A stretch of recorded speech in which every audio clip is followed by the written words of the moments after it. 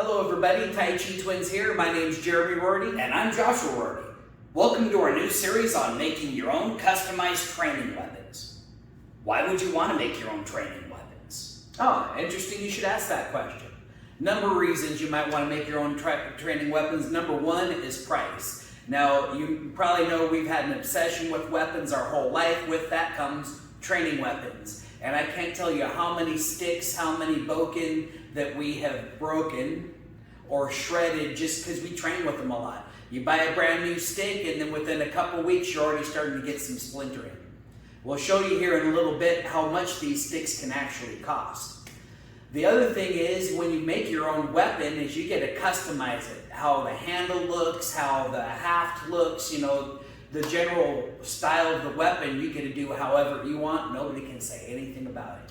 And then by the time you're done, you've had a lot of fun with it and you can show people, hey, look at this weapon that I made. Let's take a look at the most basic of weapons. It's used in most martial arts, the quarterstaff. If you look at buying a quarterstaff online, you'll pay anywhere from $26 to $136. And that's just going to depend on the quality of the weapon that you're looking for. Yeah, I mean, you're looking at $136 for a quarterstaff. They're very proud of their quarterstaff. We got this one at a local hardware store, 4-foot piece of dowel, $10. And if that's all you're going to use it for is practicing your form, you're done. Don't need to do anything else to it. Otherwise, if you do want to customize it, you can even take this 4-foot piece of wood, cut it in half. Hiya! Oh, now we have 2 sticks. Now, if you look at Amazon or a lot of other places, to buy one hardwood stick, you're looking anywhere for $15 to $80. Again, $80, they're obviously very proud of their sticks. This was 2 sticks for $10. Now, if you want to get into more major customization, obviously it's your weapon, you can do that. Last camping trip we were on, I was walking around, found a stick that I'm all, hey, that fits perfectly in my hand, I'm gonna carve a knife out of it. And so I was able to perfectly carve this handle to fit in my hand with grooves that help me hold the knife the way that I want to hold it. And it just took me a couple nights sitting around the campfire and I had this really cool training knife. Didn't have to pay anything for it, totally free. Now, when you look at the stick, you could use it just like this. If you're just going to be practicing patterns, you weren't going to be bashing it into something, you're good to go with that. But what we did is we went ahead and we lined out where we're going to make some finger grooves so that when you hold onto it, it's going to be more comfortable. The hand, you'll be able to grip it better.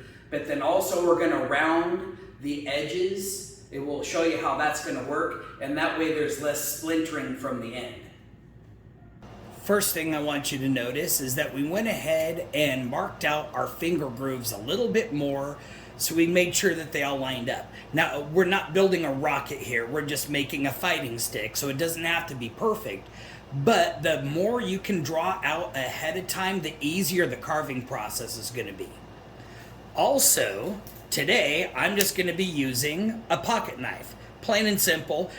Couple of things, make sure you're always cutting away from yourself. Make sure your pets aren't near you where they're going to end up getting cut either. If you're not familiar with knife safety, make sure check out a video on YouTube about knife safety before you start this process. Also, make sure you have a nice sharp knife. A dull knife creates more accidents, and a sharp knife is going to make the carving process quicker. First thing I'm going to do is chamfer the corners off. You see those sharp edges around the end? That's right where the wood's going to split. I'm just using a 2-handed grip, never cutting within the death triangle here inside the legs, always cutting out in front of you. I'm just going to cut an angle off the corner.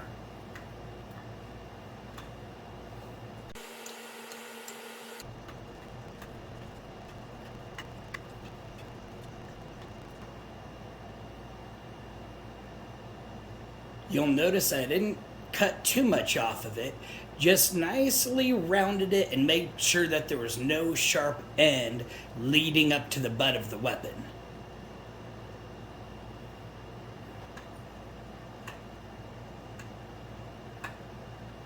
Now what I've been doing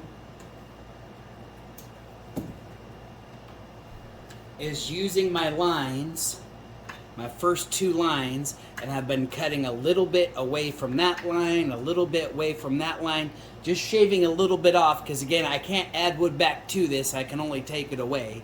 And I'm just trying to get to a point where I have a groove that matches between these lines. It doesn't have to be deep, it's just going to be a little bit of a groove for my finger. I think I'm going to go a little bit deeper than this.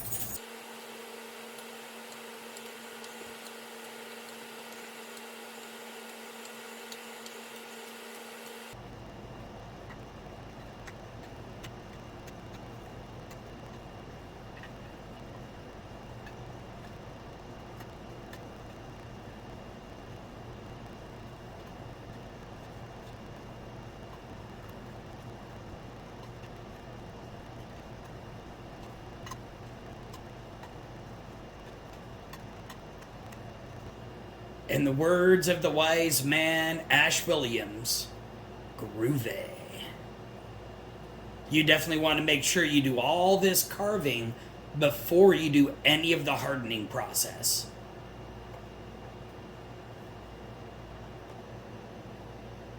Once you're done cutting the wood away, it's time to move to the file or sandpaper to smooth out all the rough edges.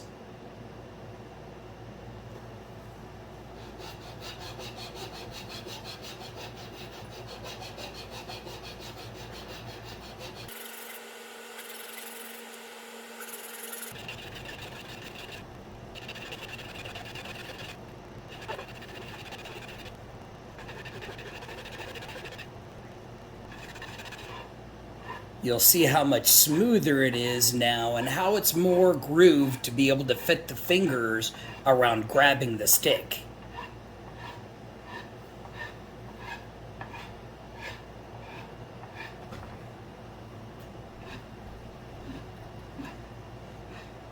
So grooves in your weapon are very important for weapon retention. If you grab it and somebody pulls, it's not just going to slide out of your hand.